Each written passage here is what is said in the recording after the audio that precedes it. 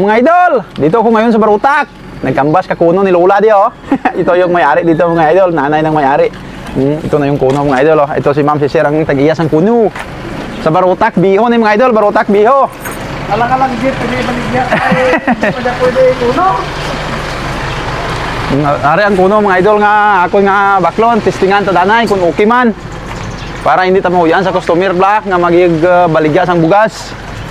Andarado. Nantawon ta mga idol kung okay ang iyang pastada.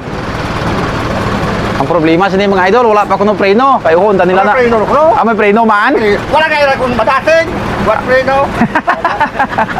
Ang gagon? Ah. Ano kaya na? Okay? Ano?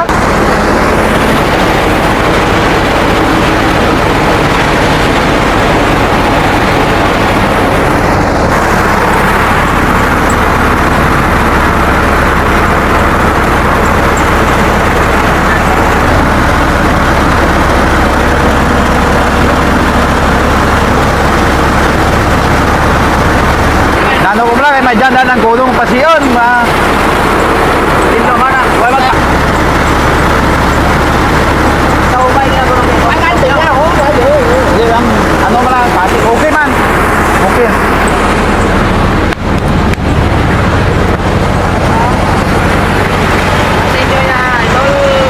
So yan mga idol, dito po ako ngayon sa Barutak. Tiningnan ko po yung kuno ni Sir po dito. Okay naman po siya mga idol. Preno lang naman yung kanyang diferensya. Kaso yung sa ilalim ng makina niya ay may tumatagas na kunti na langis. Kaya hindi ko na kinuha mga idol. Kunti lang naman yung tumatagas pero kailangan mo pa itong i-overhaul. Mga ano naman na siguro mga idol. Iyan lang siguro nga gasket. Yung stripe ko nga yan mga idol. Preno niya wala pero okay lang naman sana yung preno. Kaso yung sa ilalim ng kanyang makina ay may tumatagas. Pero maliit lang naman. Kaya sa gusto magbili yan mga idol, pwede yung kinadirim katuan sa Barutak Biho. At pagkatapos yan mga idol ay dumiretso na naman kami dito sa kabilang barangay. Dito na yan sa Tapas. Nag-check na naman ako ng isang kuno dito. Dito mga idol, walang tagas yung makina. Fresh na fresh pa at okay man yung kanyang galing kasi hindi po ako gusto mga idol na maraming binga at saka maraming pasi kasi binibinta natin yung bigas. Wala akong masasabi dito sa kuno na ito mga idol. Yung pangalawang tiningnan po namin, yung makina niya okay pa kaso hindi kami nagkasundo sa presyo. Medyo may kamahalan kasi kaya hindi ko naman kinuha. Shoutout lang po yan sa inyo. Kung sino pa ang may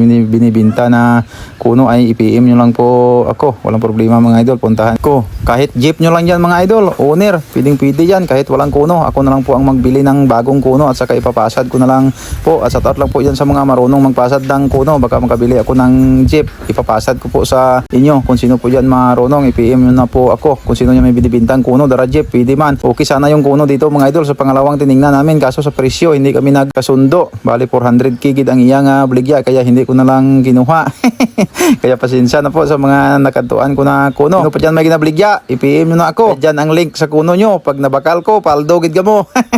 Basta magkasundo lang tayo. Kaya maraming salamat sa inyong lahat. Kung hindi man kami nagkasundo dito sa dalawa na pinuntahan ko, baka sa pang 3, 4 or 5, baka magkasundo na tayo.